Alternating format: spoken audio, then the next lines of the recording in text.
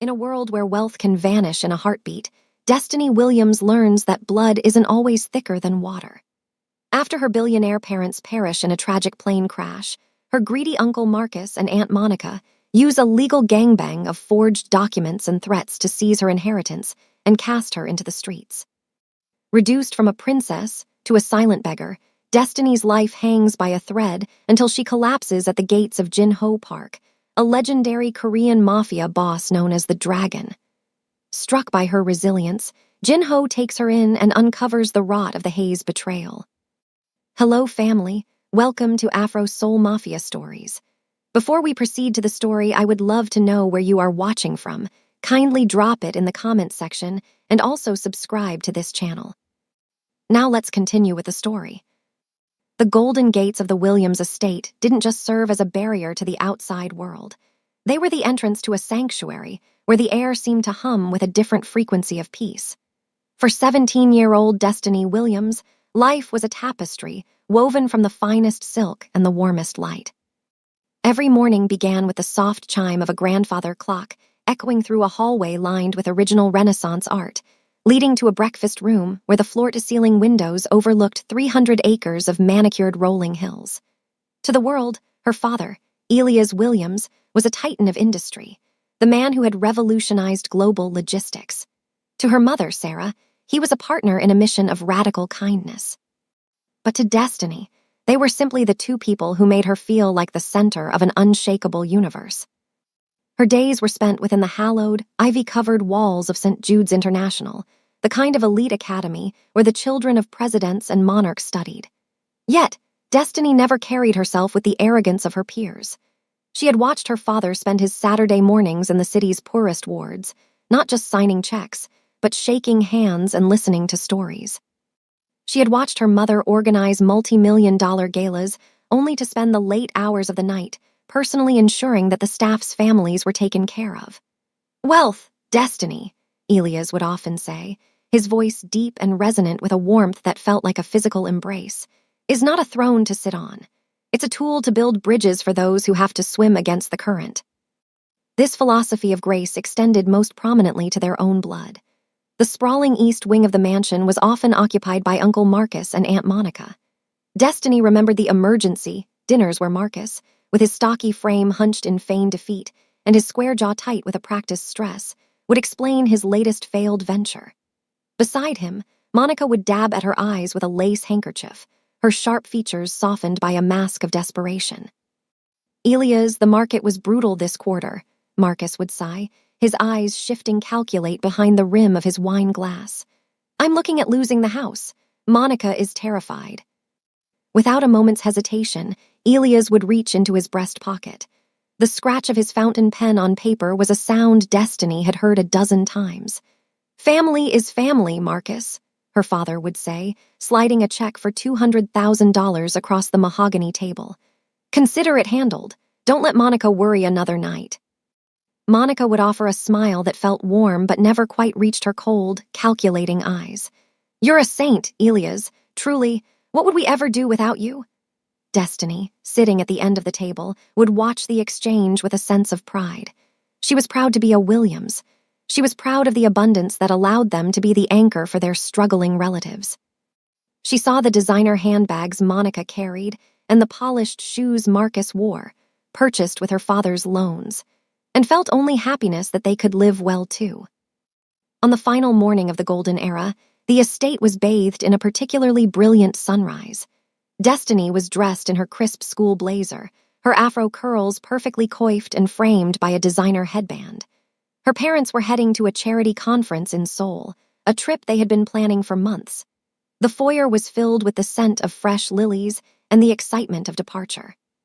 "Study hard, my princess," Elias said, lifting her chin to look into her almond-shaped eyes, which at that moment held nothing but the reflection of a bright future.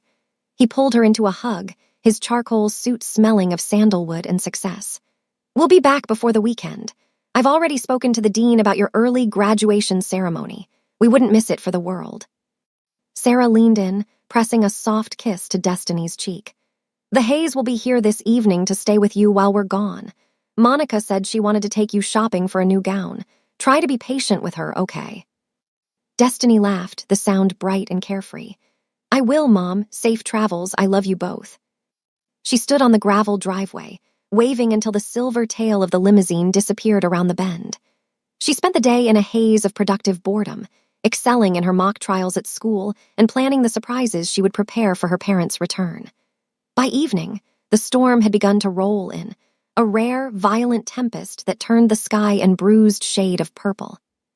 Marcus and Monica arrived early, settling into the library with a bottle of her father's most expensive vintage, their eyes wandering over the gold-leafed ceilings with a strange, hungry intensity that Destiny was too young to decipher.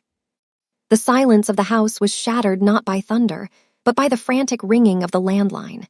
Then came the television. Destiny was in the kitchen, asking the chef for a late-night snack, when she saw the red banner scroll across the bottom of the news screen. Breaking, private jet belonging to Williams Global lost contact over the Pacific. Search and rescue operations underway amidst severe weather conditions. The tray in the chef's hand hit the floor with a deafening crash. Destiny felt the world tilt, the air suddenly turning into thick, unbreathable ice. She stumbled into the library, her breath coming in ragged gasps. Marcus and Monica were standing in front of the large television. They weren't crying. They weren't reaching for the phone. They stood perfectly still, bathed in the blue light of the broadcast. "Uncle Marcus," Destiny whispered, her voice trembling like a leaf in the wind. "The plane!" They said the plane. Marcus turned slowly. The smug grin was gone, replaced by a cold, hard-set expression she had never seen before. He didn't move to comfort her. He didn't offer a hand. He simply looked at his watch, the Patek Philippe her father had given him for Christmas, and then at Monica. "The search area is 10,000 square miles," Marcus said, his voice devoid of the warmth he usually performed for Elia's. "In this storm, no one survives that." Monica narrowed her eyes, her gaze drifting toward the safe behind the painting on the far wall. The mask of the grateful aunt had slipped entirely, revealing a sharp, predatory edge. Destiny stood alone in the center of the room, the granddaughter clock ticking like a countdown to a funeral, as the golden cage of her life began to dissolve into the shadows of the coming night. The transition from billionaire heiress to invisible ghost happened with a speed that was as violent as the storm still raging outside the Williams estate. Within 48 hours of the plane disappearing from the radar, the sanctuary Destiny had known her entire life was invaded. Marcus and Monica didn't wait for a death certificate. They moved with the precision of scavengers who had been rehearsing this theft for years. While the Coast Guard was still scouring the dark waters of the Pacific, the Hays were in the study. Gangbanging the legal system with a team of lawyers who seemed to emerge from the shadows. Documents were produced, forged signatures that looked hauntingly like her father's, naming Marcus as the sole executor and guardian of all Williams' assets. Destiny stood in the center of the grand foyer, her eyes red from crying, watching as two men in gray uniforms began to crate her mother's favorite sculptures. When she tried to protest, Marcus caught her by the arm. His grip was no longer the soft, supportive hold of an uncle. It was a vice that bruised her skin. He leaned down, his face a mask of cold indifference, his breath smelling of the expensive bourbon he had stolen from her father's private collection. "Listen to me carefully, you little brat," Marcus hissed, the smugness in his eyes replaced by a lethal sharpness. "Your parents are dead. This house, the money, the cars, it's all ours now. You're a liability we don't need. If you open your mouth to the police, the press, or even a stranger on the street about inheritance, I will make sure you disappear just like that plane. Do you understand? The world is a dangerous place for a girl who doesn't know when to be quiet." Monica stood behind him, crossing her arms over a designer blouse Destiny had seen her mother buy. She didn't offer a word of comfort. "Throw her out, Marcus," she said, her voice like a thin line of ice. "The cleaners are coming to prep the house for our victory gala. I don't want her dirt on the carpets." With one violent shove, Destiny was pushed through the massive oak doors into the freezing rain. The heavy thud of the door closing behind her was the last sound she heard of her old life. She had nothing but the clothes on her back, a school blazer that was quickly soaked through, and the small, cracked, framed photo of her parents she had managed to hide under her shirt. Weeks bled into a blur of gray concrete and gnawing hunger. The Princess of Seoul was gone, replaced by a shadow that haunted the alleyways of the industrial district. Her beautiful, thick afro curls, once her pride and her mother's joy, became matted with dirt and rain, clumped together into a tangled crown of misery. She had found a discarded, oversized navy jacket in a dumpster. It was stained and smelled of damp earth, but it was the only shield she had against a city that had suddenly turned its back on her. The hunger was a constant, physical ache, a hollow roaring in her stomach that made her lightheaded and weak. She learned the bitter art of the silent beggar, standing near the back of bakeries hopping for a stale crust, her voice locked away behind the wall of trauma Marcus had built. Every time she thought about asking for help, she saw her uncle's face, heard the threat of being buried, and the words died in her throat. Fear had become her only companion. But the elements weren't her only enemy. Marcus was thorough. He didn't just want her gone, he wanted her monitored. Every few days, the low rumble of a black SUV would echo through the narrow streets. Destiny would freeze, her heart hammering against her ribs like a trapped bird. She knew those cars. She knew the men inside, the Watchers, Marcus's hired goons who patrolled the district to ensure the Williams problem stayed buried in the trash. One evening, as she was nursing a split lip from a fall, the headlights of a familiar SUV swept across the brick wall of her alley. Destiny scrambled backward, her hands scraping against the rough pavement as she dove behind a rusted, overflowing dumpster. She pressed her face into the cold metal, holding her breath until her lungs burned. Through a crack in the plastic, she saw the vehicle crawl past, its tinted windows reflecting the neon glow of a nearby liquor store. She watched the taillights fade into the mist, her body trembling with a mix of cold and sheer terror. She was 17 years old, a girl who had been taught that the world was built on bridges of kindness, now realizing that for those at the bottom, the world was nothing but a series of jagged edges. Her rich, deep brown skin was now ashy and bruised, her almond eyes once filled with defiance, now reflecting only the hollow sadness of a survivor who was losing the will to fight. She was a ghost in her own city, a billionaire's daughter who had been erased, waiting for the cold or the hunger to finally finish the job her uncle had started. Every night she fell asleep on a bed of damp cardboard, she clutched the photo of her parents to her chest, whispering a silent apology to the two people who had thought they had left her the world, only for it to be stolen by the vultures they had fed at their own table. The storm that had pursued Destiny through the jagged streets of the industrial district finally decided to finish her. The rain turned into a freezing sleet that coated the pavement in a treacherous glass, and the wind howled through the canyons of glass and steel like a predator closing in for the kill. Destiny stumbled, her legs feeling like lead weights, her breath coming in shallow, wheezing hitches. She had walked for miles, driven by a primal instinct she didn't know she possessed, moving away from the dark alleys where Marcus's Watchers lurked and toward the shimmering lights of the high-rise district, the only place that still reminded her of the world she had lost. Her oversized jacket was a sodden weight, dragging her down, and her thin sneakers had long since soaked through. Her vision was blurring, the neon signs of the city bleeding into streaks of gold and crimson. Ahead, a pair of massive, intricate iron gates loomed out of the mist, guarding the entrance to one of the most exclusive addresses in the city, the Park Penthouse. To anyone else, it was a fortress of wealth. To Destiny, in her delirium, it looked like a final resting place. She reached for the cold metal bars, her fingers numb and unfeeling, and as her strength finally buckled, she sank to the ground. The cracked photo of her parents was still pressed against her chest, a small, hard square of hope that was the only thing keeping her heart beating.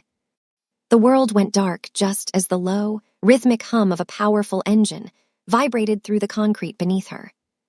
A motorcade of 3 armored black sedans pulled up to the gate, their headlights cutting through the sleet like twin suns.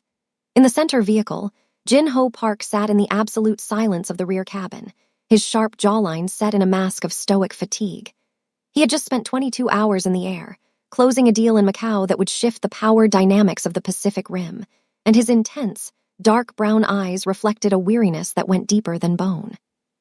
He was a man who lived in a world of variables and threats, a man who had built a kingdom on the discipline of never letting his guard down. As the gates began to groan open, the lead car came to an abrupt halt. Through the rain-streaked window, Jin-Ho saw his security detail, men built like granite blocks, exit the front vehicle. One of the guards, a man named Min-Soo, approached the crumpled heap of rags lying in the slush against the gate. With a look of professional indifference, Minsu reached down to grab Destiny by the collar of her oversized jacket, intending to drag the nuisance out of the path of the boss's car. "Wait." The voice was quiet, but it carried the weight of an absolute command. Jin-ho had opened his door, stepping out into the freezing night. He didn't wear a coat. His navy wool suit was perfectly tailored, his Patek Philippe glinting under the streetlights as he moved toward the gate. The rain began to bead on his slicked-back black hair, but he didn't seem to notice the cold. "Sir, it's just a vagrant," Minsu said, his hand still hovering over Destiny's shoulder. "I'll clear the way immediately." Jin-ho didn't answer. He walked closer, his gaze falling on the girl. Even in the darkness, the contrast was jarring. This was a girl who had been hollowed out by the world, her deep brown skin ashy from the cold, her matted afro curls clinging to her face like a shroud. But as the guard's rough movement caused her to stir, her eyes flickered open for a fraction of a second. In that heartbeat, Jin-ho Park saw something he hadn't expected. He didn't see the vacant stare of the defeated or the dull plea of a victim. Beneath the layers of fear and exhaustion, there was a spark of pure, unadulterated defiance. It was the look of a soldier who refused to surrender even as the walls closed in. It was a warrior's soul, trapped in a body that had been failed by everyone. It was a reflection of the same fire that had allowed Jin-ho to survive his own ascent through the blood-soaked ranks of the underworld. The girl's hand tightened around the object hidden under her jacket, her knuckles white. She looked at the towering man in the expensive suit, not with hope, but with a challenge, as if daring the universe to take one more thing from her. Then, her eyes rolled back, and she went limp once more. The silence that followed was broken only by the hiss of the rain. The guards stood frozen, waiting for the order to continue. They expected Jin-ho to turn away, to let them handle the messy business of poverty so he could return to his sanctuary. Instead, the Dragon of the East did something that would become a legend among his men. He leaned down, ignoring the slush that ruined the polish of his handmade shoes. He slid one arm beneath Destiny's knees and the other behind her back. As he lifted her, he was struck by how little she weighed. She was a ghost, a feather caught in a storm.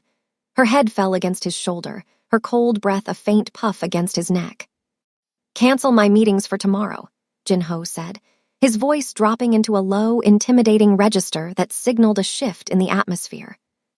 "And call Dr. Eris. Tell him to meet us in the medical suite, now." Minsu scrambled to open the door of the lead sedan. "Sir, you shouldn't. The protocol." Jin-ho turned his head slightly, his piercing gaze locking onto the guard. The quiet intensity in his eyes was enough to make the larger man take a step back. "Protocol changed the moment she didn't stop fighting," Jin-ho replied. He carried her into the car, shielding her small frame from the wind with his own body. As the motorcade moved through the gates and up the winding drive toward the penthouse, Jin-ho looked down at the girl in his arms. Her hand had slipped from her jacket, revealing the corner of the cracked photo. He didn't know who she was, or what haze had done to put her here, but as the warmth of the car began to melt the ice from her hair, he felt a strange, unfamiliar pull of responsibility. The world had tried to erase Destiny Williams, but she had collapsed at the one threshold in the city where a warrior was always recognized. As the elevator rose toward the clouds, the billionaire's daughter was no longer alone. She was in the arms of the only man in the city powerful enough to turn her silence into a scream that would tear down her uncle's world. The transition from the freezing pavement to the sterile warmth of the park penthouse was a blur of fragmented sensations. The scent of rain-damp wool, the rhythmic hum of a high-speed elevator, and a pair of dark, piercing eyes that seemed to anchor her soul before she drifted back into the darkness. When Destiny finally opened her eyes, the world no longer smelled of wet cardboard and exhaust fumes. Instead, the air was crisp, filtered to a perfect, scentless purity, carrying the faint, metallic tang of high-end medical equipment. She was lying in a bed so soft it felt as though she were floating on a cloud. For months, her body had been a map of aches, her joints stiff from sleeping on concrete, and her skin perpetually chilled to the bone. Now, a weighted silk duvet provided a warmth that seeped deep into her marrow. The room was a masterpiece of minimalist, high-tech design, walls of brushed steel and frosted glass, with a bank of silent monitors glowing with a steady, rhythmic pulse that she realized was her own heartbeat. It was a cold, sleek sanctuary, a place that felt more like a laboratory for a princess than a hospital ward. Destiny moved her hand, feeling the smooth texture of the sheets, and a sharp, sudden memory of her parents' home flashed through her mind. This was the luxury she had been born into, but it felt alien now, a ghost of a life that had been violently stolen. As her gaze swept the room, she froze. In the far corner, draped in a shadow that the soft ambient lighting couldn't quite reach, sat Jin-Ho Park. He had traded his suit jacket for a black leather piece, though he still looked every bit the commander of an empire. He sat perfectly still, his long legs crossed, a Patek Philippe watch catching the dim light as he leaned his sharp jaw against a closed fist. His stoic expression was unreadable, but his dark brown eyes were locked onto her with an intensity that made her breath catch. He didn't speak. He simply watched, his gaze capable of reading the secrets she had buried in the mud. A soft chime signaled the door opening, and a man in a white coat placed a tray on a rolling mahogany table, sliding it over the bed before quietly exiting. The scent hit Destiny like a physical blow, rich, savory, and real. It was a gourmet spread, a delicate bowl of abalone porridge, seared Wagyu beef sliced into thin ribbons, and a glass of chilled, fresh-pressed juice. Jin-Ho made a slight gesture with his hand, a silent command for her to eat. Destiny's first instinct was to tear into the food like the starving animal the streets had made her.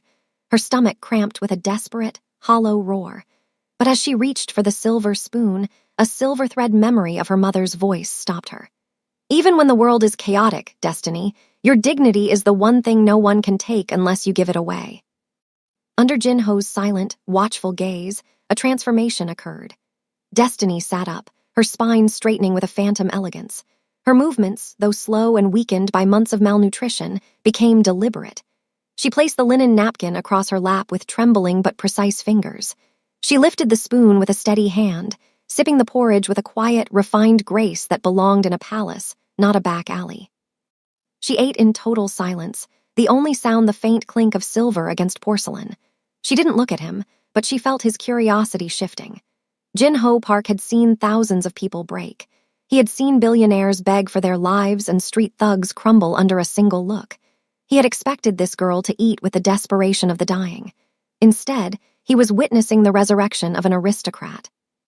He watched the way she held her glass, the way she tilted her head, small, ingrained habits of the elite that no amount of poverty had been able to wash away. His eyebrows twitched almost imperceptibly. This wasn't just a stray he had picked up from the rain. This was a girl who had once stood on a foundation as high as his own.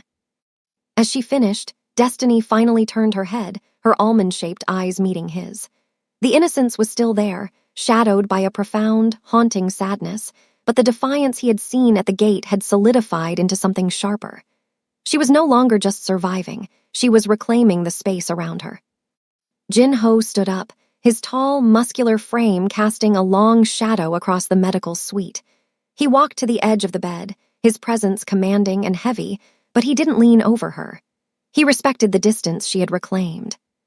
"You have the manners of a girl who was raised in the light," Jin-Ho said, his voice a low, melodic rumble that vibrated through the room. "But you were found in the dark. The clothes you wore were rags, but the photo you held was of Elias and Sarah Williams." Destiny's breath hitched at the mention of her parents' names. The silence Marcus had forced upon her felt like a physical weight in her throat, a jagged stone she couldn't swallow. She looked at Jin-Ho, searching for the calculation of a predator, but found only the quiet intensity of a man who dealt in the truth. "I am Jin-Ho Park," he continued, his stare becoming intimidating, yet strangely protective. "In this house, Marcus Hayes has no power. In this house, the Watchers do not exist. You are safe, but I do not house ghosts. I want to know how a princess ended up in my gutter." Destiny looked down at her hands, now clean and pale against the silk duvet. The high-tech monitors chirped a steady, reassuring rhythm, a heartbeat that sounded like a drum of war. For the first time in weeks, the wall of traumatic silence began to crack. She looked back up at the man who looked like the devil but had acted like a savior, and for a fleeting second, the fear in her eyes shifted to a cold, burning defiance. The meal had given her strength, but Jin-Ho's presence had given her something more dangerous, a reason to finally tell the story that Marcus had tried to bury in the snow. The silence in the medical suite felt different now. It was no longer a heavy, suffocating blanket, but a stage waiting for a long-buried truth. Destiny sat upright, her small frame swallowed by the expansive silk sheets, while Jin-Ho Park remained an immovable pillar of shadow in the corner. For a moment, the only sound was the rhythmic, high-tech pulse of the monitors, a digital reminder that she was still alive, despite every effort by her own blood to ensure she wasn't. Destiny looked down at her hands. They were clean now, the grime of the industrial district scrubbed away, but she could still feel the phantom chill of the rain and the rough bite of her uncle's grip. She took a breath, and for the first time in weeks, the air didn't catch in a throat constricted by terror. The walls of this penthouse were thick, guarded by men who moved like ghosts and a man who looked at the world like he owned it. For the first time, the threat Marcus Hayes had leveled against her life felt smaller than the protection offered by the man sitting across from her. "They didn't just take the money," Destiny began, her voice cracking initially before settling into a low, haunting melody of grief and steel. "They took the world. They took my parents' voices." She looked at Jin-Ho, her almond-shaped eyes shimmering with unshed tears that refused to fall. She told him about the night the news broke, how the silver lining of her life turned into a leaden shroud. She described the legal gangbang that followed, a term her father's old business rivals had once used for hostile takeovers, but one that now perfectly described the violation of her family's legacy. Marcus and Monica hadn't acted alone. They had moved with the synchronized cruelty of a pack of wolves. Within hours of the crash, they had summoned her father's own personal attorneys, men who had sat at their dinner table, men who had received generous bonuses and seen their children's tuition paid by Williams Global. But loyalty, Destiny realized, was a currency that devalued the moment the source of the wealth stopped breathing. "They had papers," she whispered, her fingers curling into the duvet. "Papers I know my father never signed. They used the chaos of the search and rescue to forge a new reality. They bribed the firm, bought the senior partners with promises of even larger retainers from the new management, and within 48 hours, they had a court order. A billion-dollar inheritance, decades of my father's sweat and my mother's heart, transferred to Marcus as the sole executor. They made me a ward of the state on paper, while in reality, they made me a prisoner in my own home." Jin-Ho didn't move, but the temperature in the room seemed to drop. His dark eyes narrowed, his piercing gaze absorbing every detail of her betrayal. He had seen the underworld's brutality, but there was a specific, polished evil in family members who preyed on their own. Destiny described the final confrontation.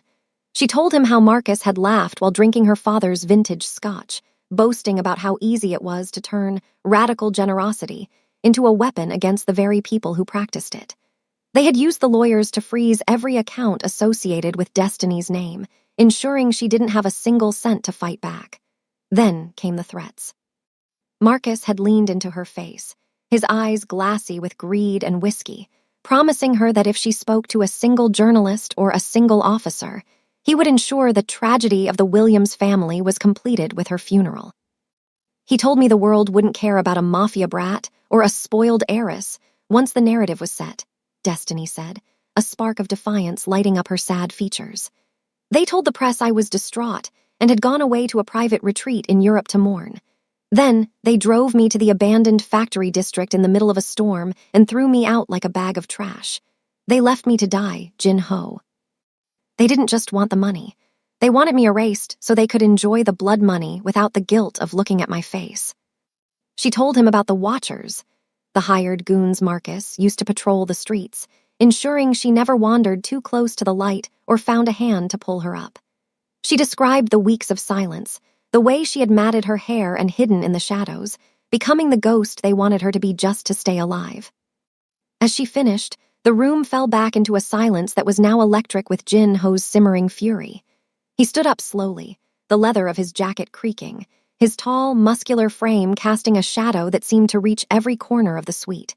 He walked to the window, looking out over the sprawling city, a city where Marcus Hayes was currently celebrating a stolen life. Jin-Ho didn't offer a platitude.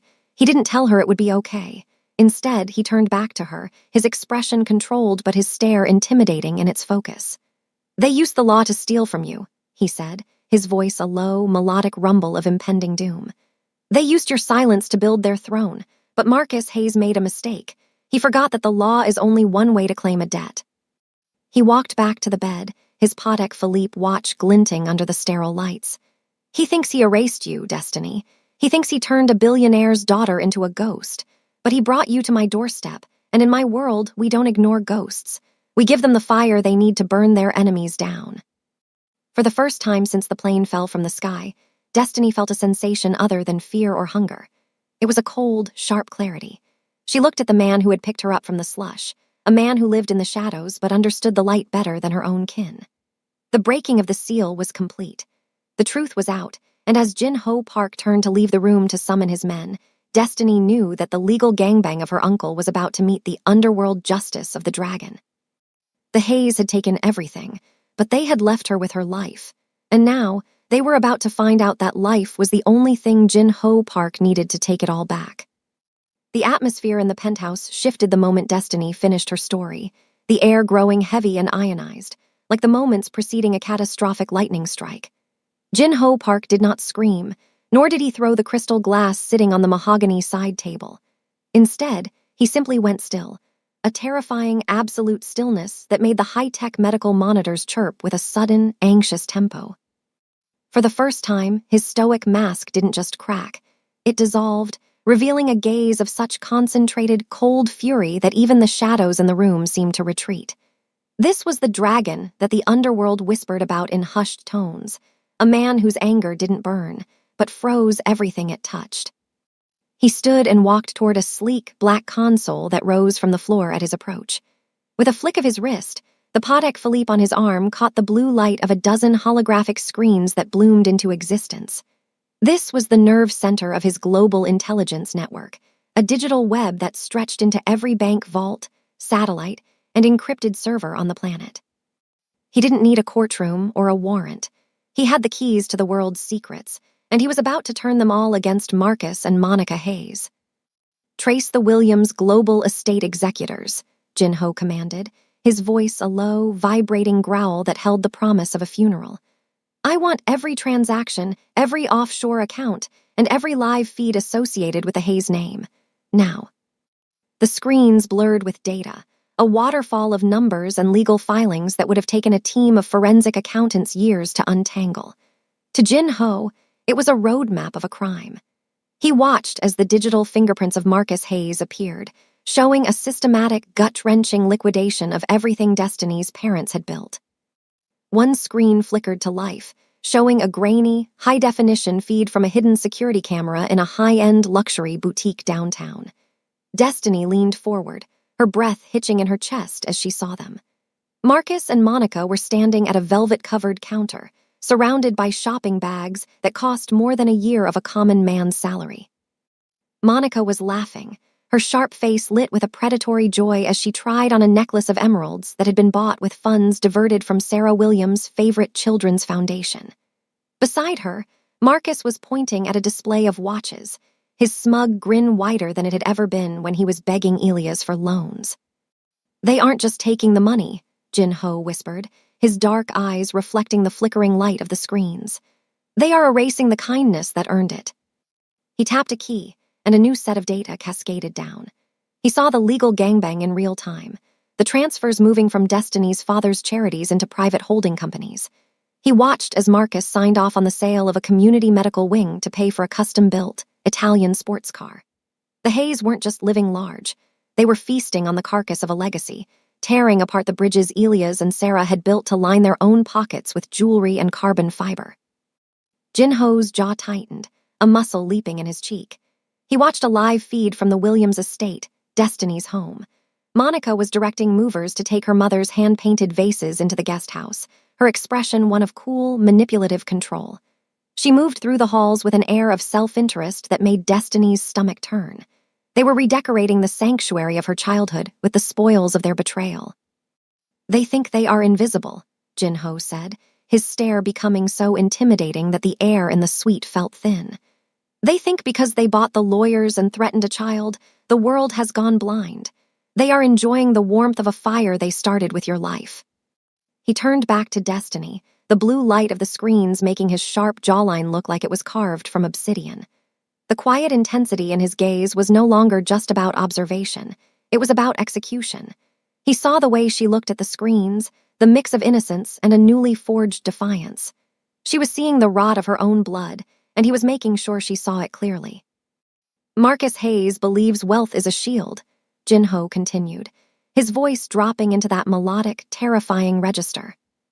He believes that because he has the papers, he has the power. He is currently buying a fleet of cars to replace the love he stole. He is buying emeralds to hide the fact that his soul is black. Jinho reached out, his hand hovering over a final command on the console. I have tracked every cent. I have seen every smile they shared over your parents' grave. I have the watchers located, and I have the lawyers' secret ledgers. He looked at Destiny, his intense dark brown eyes promising a reckoning that no legal system could offer. The cold fury wasn't just a reaction, it was a strategy.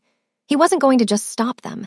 He was going to dismantle them piece by piece, starting with the very things they loved most. They want to live like royalty, Jinho asked, a dark, joyless smile touching his lips. Then we shall give them a coronation the city will never forget. They took everything from you, Destiny. Now I am going to take the world from them, and I'm going to make them watch while I give it back to you. He shut down the screens with a final, decisive swipe. The room plunged back into the soft, ambient glow of the medical suite, but the energy had changed. The dragon was no longer just watching. The hunt had begun. Marcus and Monica Hayes were still in that boutique, clinking glasses and celebrating their stolen fortune, entirely unaware that the man who read souls for a living had just marked them for extinction. The cold fury of Jinho Park was now a living thing, a shadow that was already stretching across the city to find the Hayes in their den of stolen gold. The scent of expensive perfume and false grief arrived at the park penthouse long before Marcus and Monica Hayes even stepped off the private elevator. News in the upper echelons of the city traveled like a contagion, and word that a mysterious benefactor had rescued a girl matching the description of the missing Williams heiress had reached the Hayes' ears within hours. The vultures had spent weeks picking the bones of Destiny's inheritance clean, but the realization that the ghost they had created might still have a voice sent them into a frantic, calculated panic. They knew that to maintain their stolen empire, they had to reclaim the girl before she could dismantle the lies they had so carefully constructed. Jinho Park stood by the floor-to-ceiling windows of his living area, his back to the elevator doors as the chimes signaled their arrival. He was impeccably dressed in a charcoal three-piece suit, his Patek Philippe watch catching the glint of the city lights below. Destiny sat in a high-backed armchair nearby, partially shielded by the architectural shadows of the room. She was wearing a soft, cream-colored silk dress, a gift from Jinho, but as the elevator doors slid open, her fingers dug into the fabric, her almond-shaped eyes widening with a sudden, sharp influx of terror. Marcus stepped out first, his stocky frame squeezed into a bespoke tuxedo that looked like it had been bought with a dead man's credit card.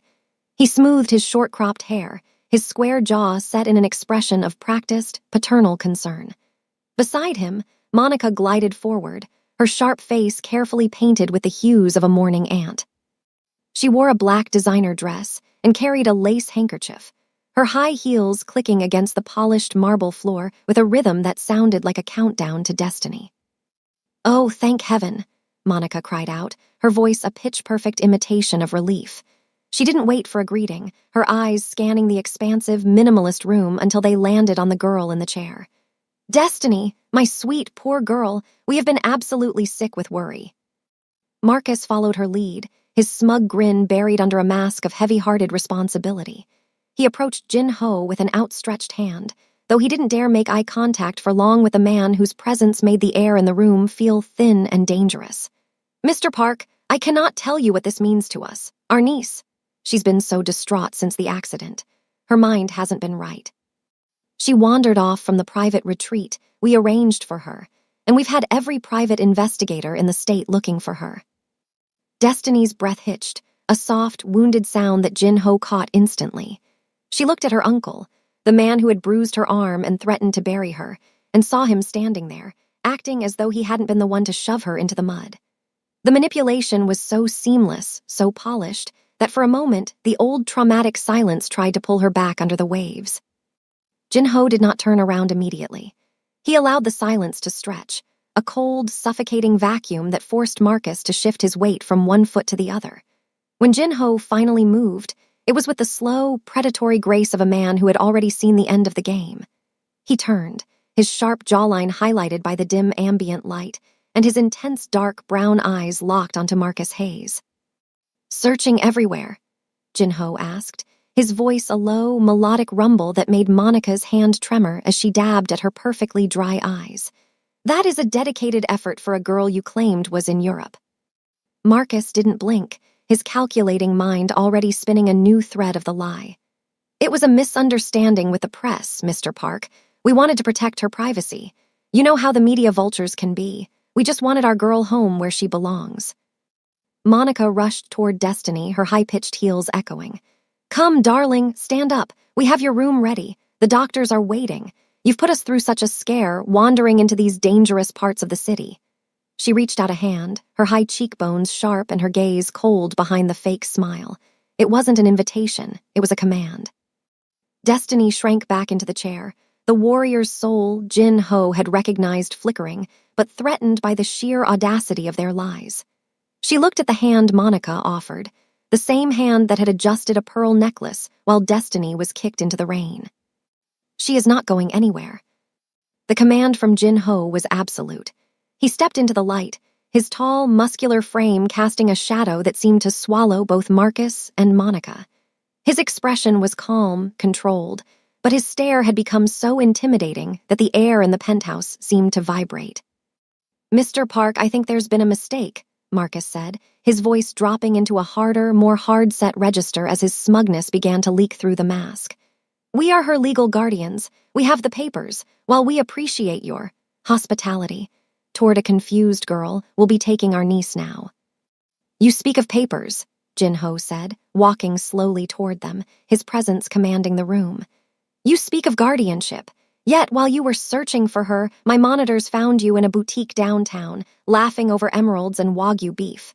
I saw the liquidation of the Williams charities, Marcus. I saw the diverted funds." The color drained from Monica's face, her maternal aura vanishing to reveal the sharp, manipulative edge beneath. Marcus's square jaw tightened, the scar on his cheek flushing an angry red. The vultures had come to reclaim their prey, expecting to find a broken girl and a disinterested billionaire. Instead, they had walked into the den of a man who read souls for sport. "We don't know what you're talking about," Monica hissed, her fake smile finally snapping. "This is a family matter. You have no right to keep her here." Jin-ho stopped inches from Marcus, his dark eyes like two pits of frozen fire. "In this city, I have the right to whatever I choose to protect. You did not come here for a niece. You came here because you realized that a ghost can still testify." He turned his gaze to Destiny, his expression softening just enough for her to see the fire he was offering her. "Destiny, tell them where they found you." Destiny looked up, her rich brown skin illuminated by the penthouse lights. She looked at Marcus, who was glaring at her with a silent promise of violence, and at Monica, whose thin lips were pressed into a line of pure malice. For the first time, she saw them not as the powerful giants who had stolen her life, but as the small, rotting creatures they truly were. "You didn't find me," Destiny said, her voice small but clear, cutting through the tension. "You threw me out. You told me I would be buried if I spoke." Marcus took an impulsive step forward, his stocky frame tensing. "You little." Before he could finish, two of Jin-ho's guards appeared from the shadows behind the furniture, their presence a silent, lethal warning. Jin-ho didn't move a muscle, but the quiet intensity in his gaze made Marcus freeze in his tracks. "The vultures have circled long enough," Jin-ho said, his melodic voice now a death knell. "You came here with fake tears, looking for a victim. You found the dragon instead. Now I suggest you enjoy the last few minutes of the wealth you stole, because by the time the sun rises, the name Hayes will mean nothing in this city." He made a sharp gesture, and the guards stepped forward to escort the stunned, trembling couple back to the elevator. Monica clutched her lace handkerchief, her elegant clothes now looking like a costume on a failing actress. Marcus looked back one last time, his smug grin replaced by a look of sheer, unadulterated terror. As the elevator doors closed, the silence returned, but this time, it was the silence of a battlefield after the first decisive blow.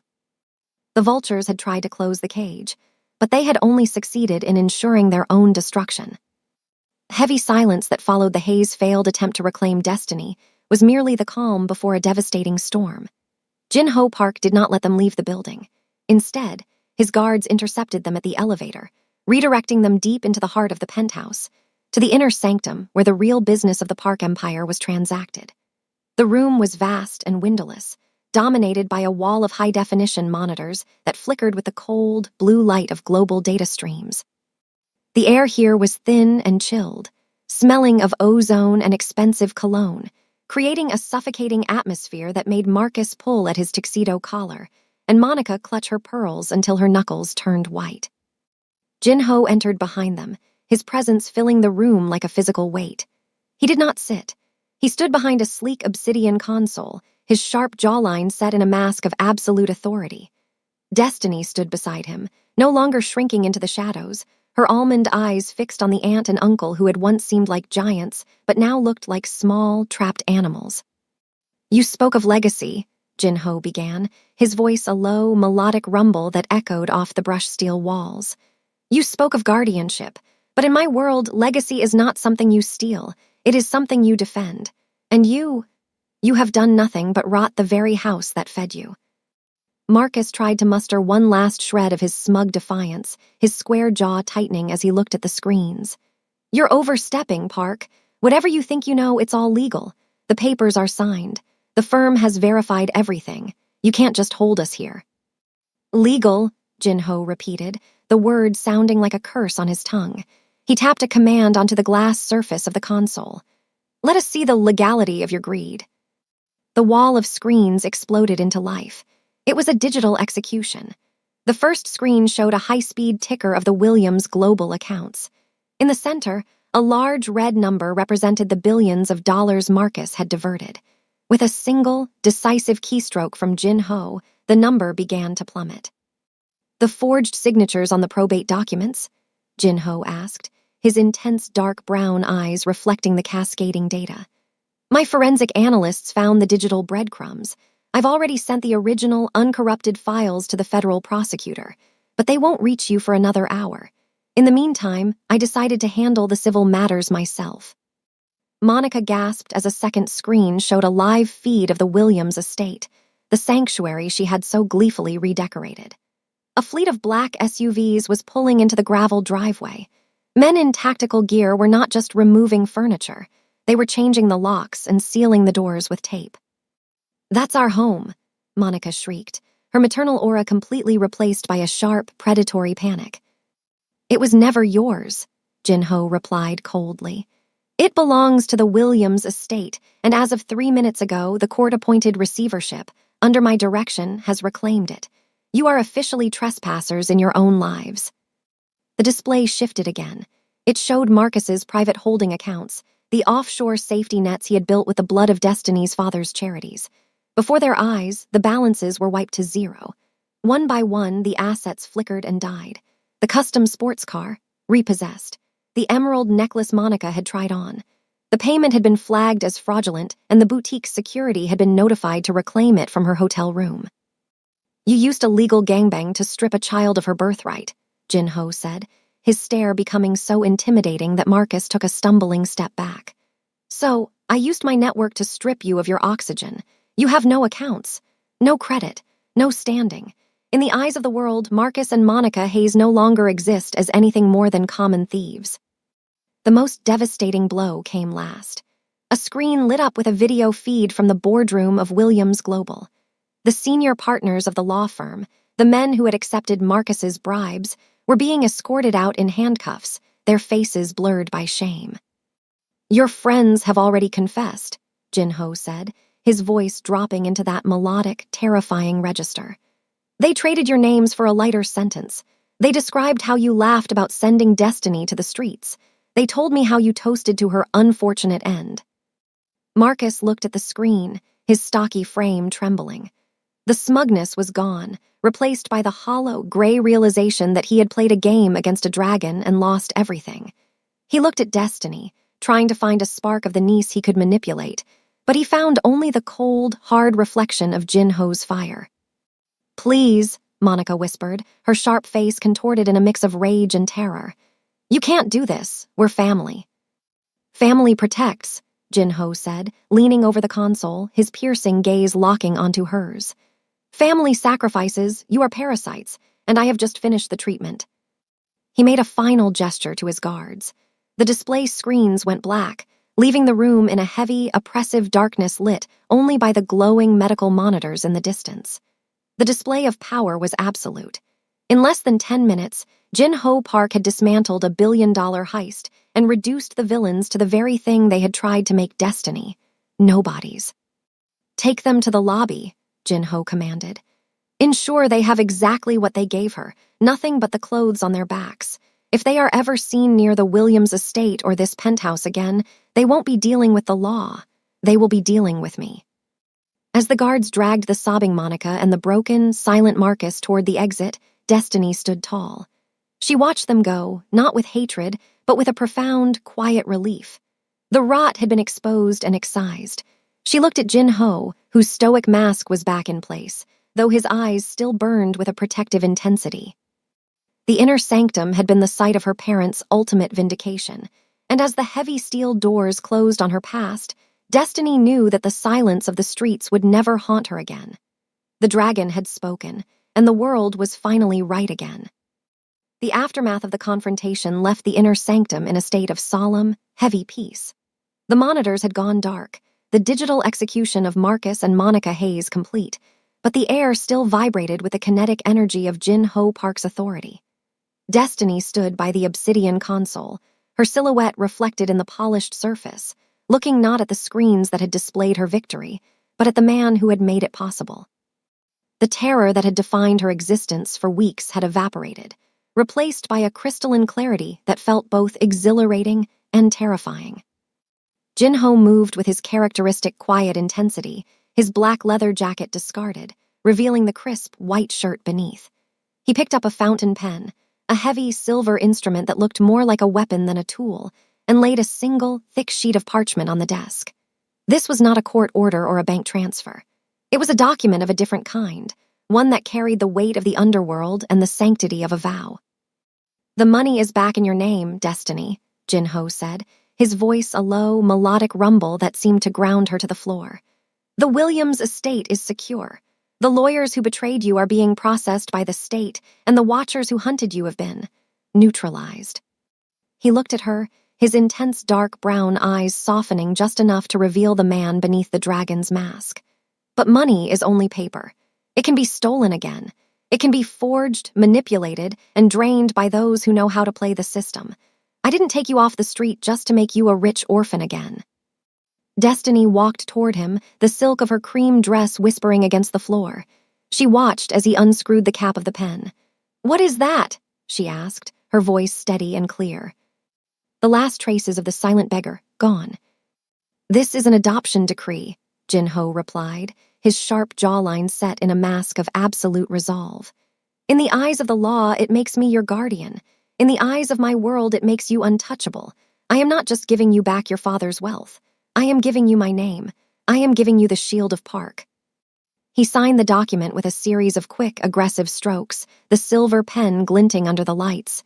He didn't hesitate. He didn't look for a way out. For a man who lived a life of physical and mental discipline, this was the ultimate commitment. He pushed the paper toward her, and for a heartbeat, the room was silent. "From this moment forward," he continued, his stare becoming intimidatingly protective, "you are Destiny Williams Park.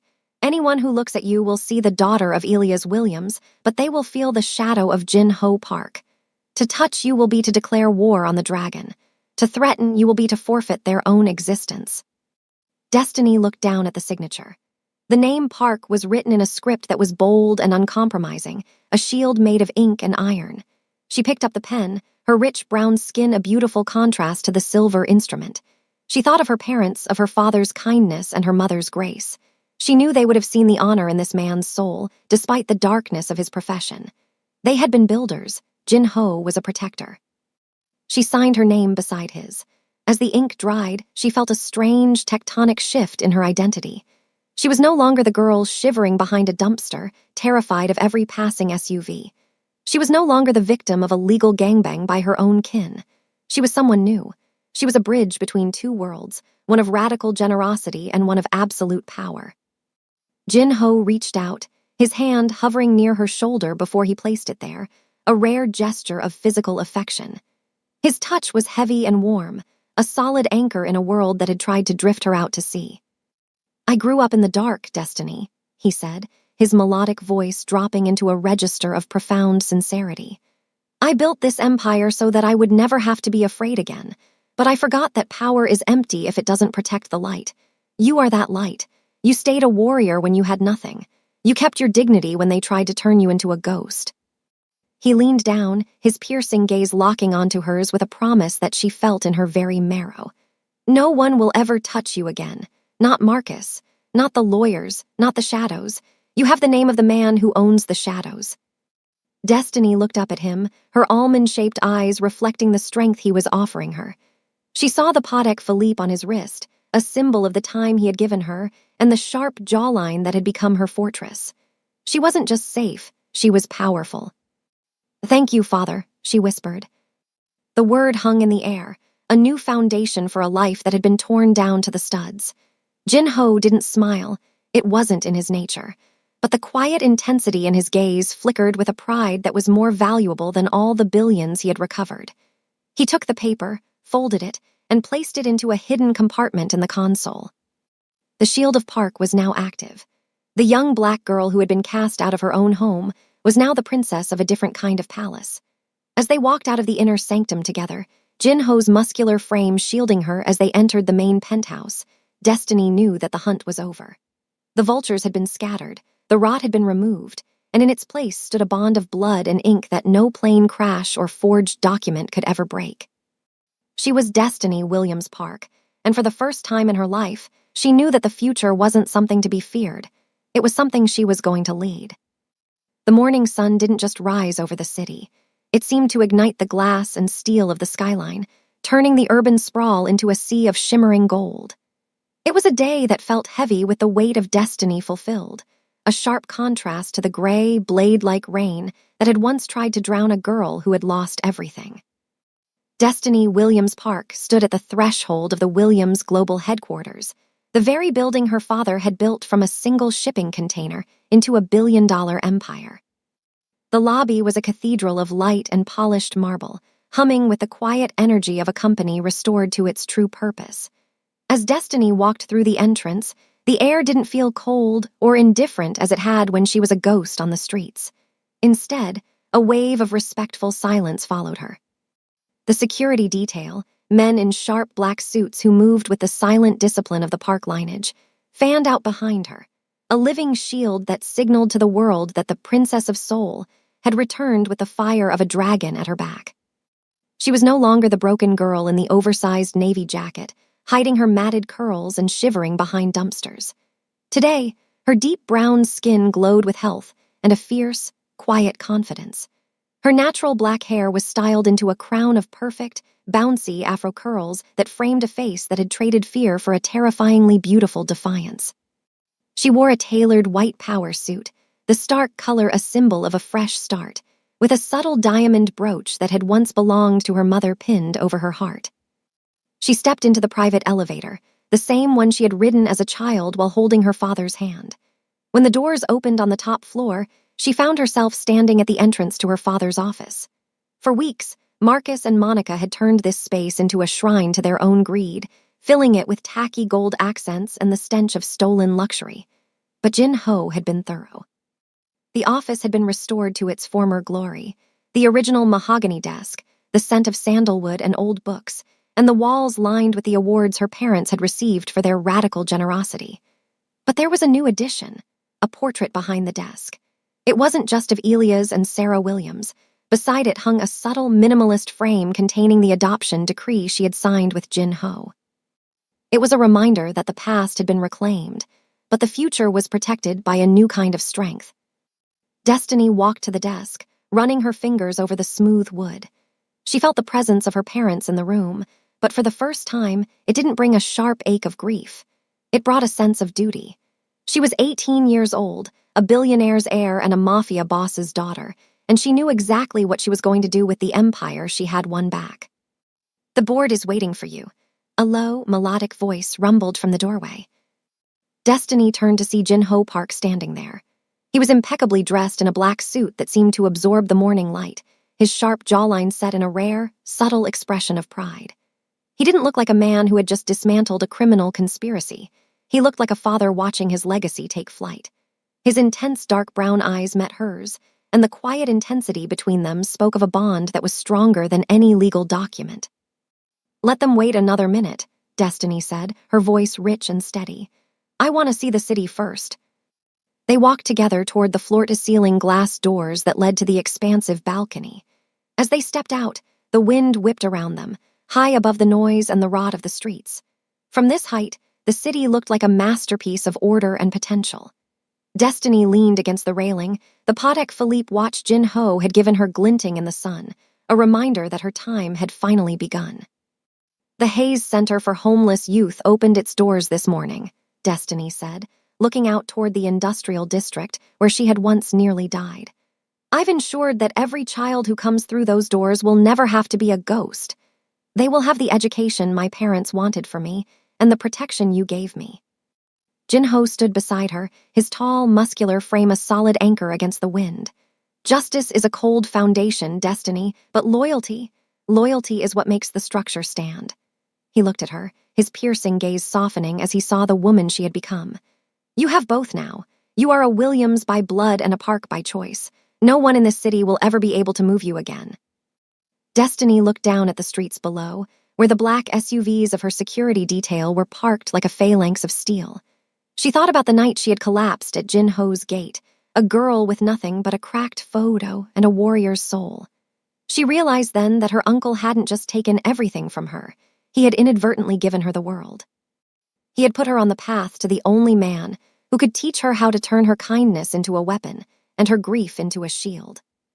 A new family had been built on the ashes of betrayal, a family not defined by the legal gangbang of greedy relatives, but by the ironclad justice of a man who lived in the shadows and a girl who had found her way back to the light. "Shall we go?" Jin-ho asked, gesturing toward the boardroom where the future of the city waited for her command.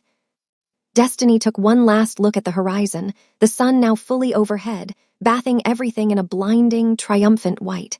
She reached out and took Jin-ho's arm, her hand steady and her heart full. "Yes," she replied, her smile finally reaching her almond-shaped eyes. "We have a lot of bridges to build, Father." As they walked back into the office together, the doors closing on the wind, the story of the silent beggar officially ended. The era of Destiny Williams Park had begun, and the city would never be the same again. They lived not just happily, but powerfully ever after, a legacy of love defended by a throne of iron.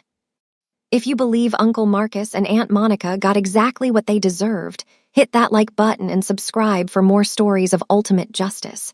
What would you have done if you were in Jin-ho's shoes? Let us know in the comments below. Thanks for staying with us. Stay blessed and stay beautiful.